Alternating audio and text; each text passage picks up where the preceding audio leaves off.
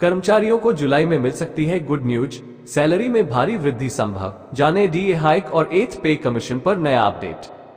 केंद्र सरकार द्वारा साल में 2 बार जनवरी और जुलाई में कर्मचारियों पेंशनरों के डीएडीआर की दरों में संशोधन किया जाता है, जो कि एआईसीपीआई इंडेक्स के छमाही के आंकड़ों पर निर्भर करता है। जनवरी 2024 से 4% डीए बढ़ाया गया है, जो जून तक लागू रहेगा। अब अगला डीए जुलाई 2024 में बढ़ने का अनुमान है। Central employ DA hike, 8th पे कमीशन। केंद्रीय कर्मचारियों पेंशनरों को लोकसभा चुनाव के बाद बड़ी सौगात मिल सकती है, जिससे सैलरी, भत्ते और पेंशन में फिर उछाल देखने को मिल सकता है। खबर है कि नियम के तहत अगला डीए जुलाई में बढ़ना है। अगर इसमें 3-4% की वृद्धि हुई तो ये 53-54% पहुंच जाएगा। यदि इसे शून्य किया गया तो फिर सैलरी का नया स्ट्रक्चर लाया जा सकता है, या फिर केंद्र सरकार 8वें वेतन आयोग पर कोई बड़ा फैसला ले सकती है। यह अनुमान इसलिए लगाया जा रहा है क्योंकि अब तक श्रम मंत्रालय द्वारा एआईसीपीआई इंडेक्स के फरवरी-मार्च के आंकड़े जारी नहीं किए गए हैं। जुलाई में 4% बढ़ेगा महंगाई भत्ता या होगा शून्य। दरअसल केंद्र सरकार द्वारा साल में 2 बार जनवरी और जुलाई में कर्मचारियों पेंशनरों के डीएडीआर की दरों में संशोधन किया जाता है, जो कि एआईसीपीआई इंडेक्स के छमाही के आंकड़ों पर निर्भर करता है। जनवरी 2024 से 4% डीए बढ़ाया गया है, जो जून तक लागू रहेगा।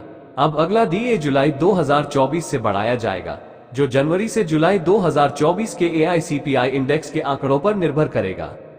जनवरी में अखिल भारतीय सीपीआईआईडब्ल्यूयू में 0.1 अंक की वृद्धि हुई और यह 138.9 पर रहा और डीए का स्कोर 50 पार हो गया है।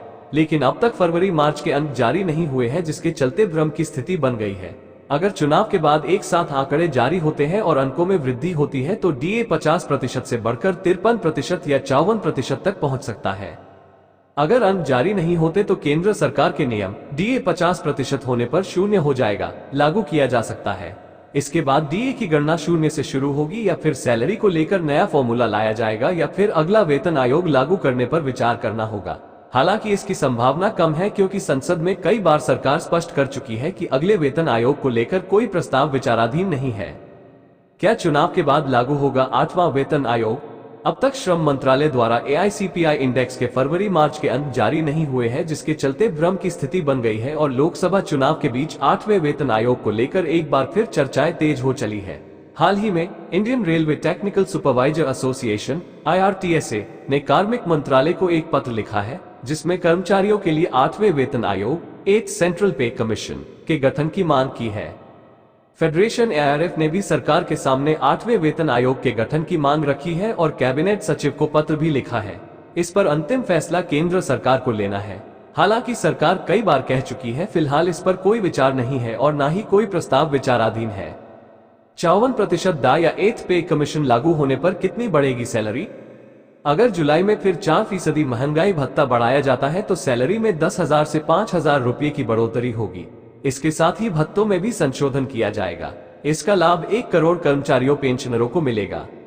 अगर डीए शून्य किया जाता है और 10 साल के पैटर्न के अनुसार 8वां वेतन आयोग लागू किया जाता है तो 44.44% सैलरी बढ़ेगी।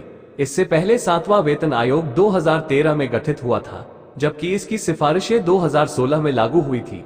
ऐसे में अनुमान है कि 2026 से नया वेतन आयोग लागू करने पर विचार किया जा सकता है। अगर लोकसभा चुनाव 2024 के बाद नई सरकार इस मांग को मानती है और 8वें वेतनमान आयोग को लागू करती है तो देश के 1 करोड़ 12 लाख कर्मचारियों और पेंशनर्स को सीधा लाभ मिलेगा। सैलरी के साथ पेंशन में भी बड़ा बदलाव देखने को मिलेगा।